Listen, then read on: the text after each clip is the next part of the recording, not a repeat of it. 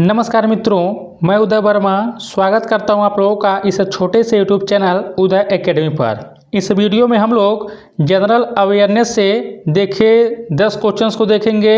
यह जो क्वेश्चंस है यह EMRS का जब एग्ज़ाम 2023 में हुआ था, देखिए TGT इंग्लिश वाले सेक्शन का हम लोग 10 क्वेश्चंस जनरल अवेयरनेस से देखेंगे। इससे आप लोगों को यह एक बेनिफिट होगा, आप लोग समझ पाएंगे कि किस प्रकार के क्वेश्चंस उस टाइम पूछे गए थे। तो हम लोग चलिए देखते हैं। देखिए सब PYQ हैं, तो देख लीजिए किस प्रकार के 10 क्वेश्चंस पूछे गए हैं। देखिए क्वेश्चन जो है TGT इंग्लिश का यह क्वेश्चन है, EMRS का 2023 में पूछा गया था। तो चलिए देखते हैं। हम लोग पहला क्वेश्चन देखे दिया कि निम्नलिखित में से कौन सा भारत में एक अस्थायी प्रशासक का उदाहरण है, यानी कि कह रहा है कि विच of the following is an example of a permanent executive in India. राज्य का राज्यपाल, कि लोक सेवक, कि भारत के प्रधानमंत्री, कि केंद्रीय कैबिनेट मंत्री। देखिए इसका ऑप्शन नंबर जो होगा वो बी यहाँ पर सही होगा।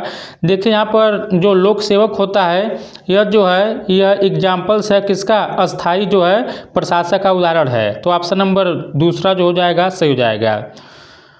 यहाँ पर देखिए दूसरा क्वेश्चन दिया कि व्यापार उद्योग के क्षेत्र में वर्ष 2023 का पद्म भूषण पुरस्कार निम्नलिखित में से किस उद्योगपति को प्रदान किया गया है। देखिए दोस्तों यह उस टाइम का क्वेश्चन था, तब इसका आंसर जो था वो ऑप्शन नंबर ए है, कुमार मंगलम बिड़ला। देखिए अब इसका नहीं पूछेगा, तो उस टाइम यह प्रश्न पूछा था, करंट से देखिए प्रश्न पूछा था। तीसरा क्वेश्चन देखिए पूछा कि लघु हिमालय और शिवालिक के बीच पड़ने वाली देशांतर घाटी कहलाती है, यानी the longitudinal valley lying between later Himalaya and the Shivaliks are known as, मतलब दून की, कुल्लूच की, पीर पंजाल श्रृंखला की, पूर्वांचल। तो देखिए इसका ऑप्शन नंबर जो होगा वह ए सही होगा। देखिए लघु हिमालय और शिवालिक के बीच पड़ने वाली देशांतर घाटी को दून्स कहा जाता है, तो ऑप्शन नंबर पहला इसका सही होगा। देखिए दोस्तों ये सब जो क्वेश्चंस है यह जनरल अवेयर्स में जो GK GS वाले जो क्वेश्चंस है, देखिए सभी जो है NCERT से ही पूछे जा रहे हैं। यदि आप लोग कहेंगे तो मैं इसका प्रूफ दिखा दूंगा कि सब क्वेश्चंस कहाँ से पूछे गए हैं, लेकिन देखिए क्वेश्चंस आप लोग NCERT में आप लोग इसको आराम से पा जाएंगे। चौथा क्वेश्चन देखिए दिया कि ऐतिहासिक महत्व के स्थानों और संबंधित देशों के युगों में से कौन सा युग सही सुमेलित, यहाँ पर सही सुमेलित युग पूछा है। यहाँ पर देखिए हम लोग ऑप्शन देखते हैं। देखिए लिखा है कि सेंट पीटर्सबर्ग इंग्लैंड में यह दिया है, न्यूरेमबर्ग फ्रांस में दिया है, रिगोनिया दक्षिण अफ्रीका में दिया है, वर्साइड जर्मनी में दिया है। तो देखिए इस प्रश्न का जो होगा सही विकल्प होगा, देखिए यह चौथे का जो सही विकल्प होगा वह तीसरा विकल्प होगा। यहाँ पर देखिए जो रिगोनिया है यह दक्षिण अफ्रीका में यह स्थित है, तो ऑप्शन नंबर इसका तीसरा यहाँ पर जो होगा सही होगा। बाकी देखिए वर्साइड जो है फ्रांस में स्थित है, तो इस प्रश्न का ऑप्शन नंबर तीसरा सही हो जाएगा, रिगोनिया दक्षिण अफ्रीका। प्रश्न नंबर 5 है कि आलमगीरनामा निम्नलिखित में से किस मुगल बादशाह के शासन का इतिहास है। शाहजहां के, कि औरंगजेब के, कि बहादुर शाह जफर के, कि जहांगीर के। देखिए आलमगीरनामा जो है यह औरंगजेब के समय का जो इतिहास है, तो ऑप्शन नंबर इसका दूसरा जो होगा सही होगा। देखिए दोस्तों औरंगजेब को जिंदा पीर के भी नाम से जाना जाता है, आप लोग इसको याद रखिएगा। इसका ऑप्शन नंबर दो होगा, यहाँ पर सही होगा। प्रश्न नंबर 6 देखते हैं। देखिए प्रश्न यह कि जब कोई चींटी किसी व्यक्ति को काटती है तो उसकी त्वचा के भीतर क्या डाल देते हैं। देखिए इजी क्वेश्चन से आप लोग इसको बचपन से पढ़ते आए होंगे, आसानी से कर लेंगे। तो यहाँ पर क्या होगा, जिंक कार्बोनेट तो होगा नहीं, कैलामाइन घोले भी नहीं होगा, फार्मिक एसिड यही होगा इसका, सोडियम हाइड्रोजन कार्बोनेट यह नहीं होगा। तो यहाँ पर क्या हो जाएगा, जब चींटी डंक मारती है तो कौन सा अम्ल छोड़ती है, देखिए फार्मिक एसिड वह छोड़ती है, तो ऑप्शन नंबर तीसरा यहाँ पर सही हो जाएगा। क्वेश्चन देखिए 7 दिया कि निम्नलिखित में से किस महिला हॉकी टीम ने टोर्नियो डेल सेंटनारियो 2023 का खिताब जीता। अब देखिए उस टाइम जब ये क्वेश्चन पूछा गया था उस टाइम इसका आंसर इंडिया था, तो इंडिया ने जीता था, तो ऑप्शन नंबर यहाँ पर तीसरा सही हो जाएगा।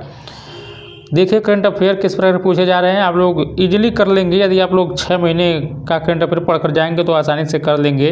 देखिए RTE का एक क्वेश्चन दे दिया है, या NP से कर सकते हैं हम लोग इसको, RTE से पूछा है।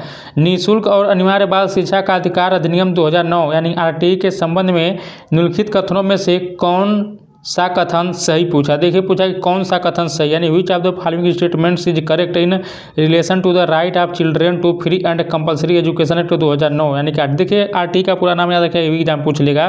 तो क्या होता है यहाँ पर देखिए लिखा कि right of children to free and compulsory education RTE मतलब होता है 2009 का एक्ट है। तो पहला ये ऑप्शन दिया है कि अधिनियम सभी बालकों को 16 वर्ष की आयु तक निःशुल्क शिक्षा का प्रावधान करता है। दूसरा विकल्प दिया कि इस नियम के अनुसार किसी भी बालक को आयु के प्रमाण के अभाव में विद्यालय में प्रवेश देने से इनकार नहीं किया जा सकता है।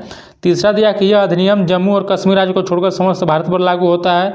चौथा दिया कि इस अधिनियम में प्रारंभिक शिक्षा को कक्षा 1 से 6 तक की शिक्षा के रूप में परिभाषित किया गया है।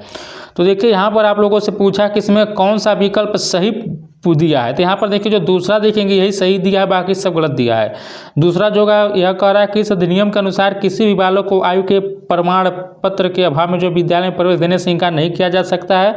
तो यही देखिए इसका जो होगा सही होगा, बाकी जो है सब जो है वह क्या किया है, सब गलत किया है, मतलब ऑप्शन नंबर सभी ऑप्शन गलत दिया है। आगे हम लोग बढ़ते हैं। देखिए 16 वर्ष तक नहीं 14 वर्ष तक आयु यहाँ पर निःशुल्क प्रावधान किया गया है, 16 साल तक नहीं होगा। आगे बढ़ते हैं, प्रश्न नंबर हम लोग 9 देखते हैं। देखिए पूछा कि भारतीय प्रौद्योगिकी संस्थान IIT का भारत से बाहर पहला कैंपस किस देश में स्थापित किया जाएगा। देखिए करंट से था, तो इस प्रश्न का जो उत्तर है यह ऑप्शन नंबर इसका पहला होगा, तंजानिया। उस टाइम यह देखिए करंट से पूछा था, इसका ऑप्शन यही था।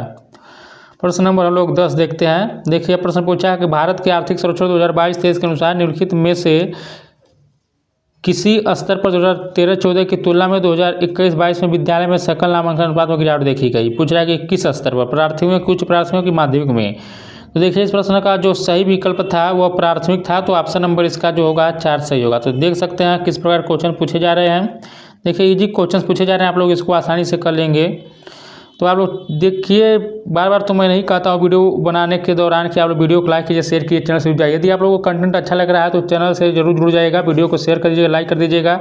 और आप लोग किस सब्जेक्ट का और PYQ जो है देखना चाहते हो तो कमेंट करिएगा। जिस सब्जेक्ट का आप लोग कहेंगे हर एक सब्जेक्ट का मैं PYQ आप लोगों के सामने जो है प्रस्तुत करा दूंगा, सभी करा दूंगा। और साथ में आप लोगों के लिए ICT का जो है क्लास NCERT के माध्यम से कराया ही जा रहा है, तो चैनल से आप लोग जुड़ जाइएगा, बहुत ही बेनिफिट होगा। अब देखिए इस चैनल के द्वारा जितने भी कंटेंट प्रोवाइड किए जा रहे हैं सभी देखिए एकदम निःशुल्क प्रोवाइड किए जा रहे हैं, किसी प्रकार कोई शुल्क नहीं लिया जा रहा है, इसलिए चैनल को सब्सक्राइब कर लीजिएगा। मिलते हैं अगले वीडियो में, तब तक नमस्कार, जय हिंद, जय भारत।